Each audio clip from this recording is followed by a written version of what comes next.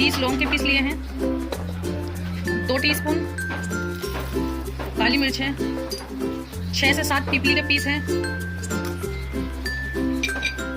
4 से 5 पीस सौंठ के हैं, जो ये मेन इंग्रेडिएंट है। हमने इसको हल्का सा कूट लिया है।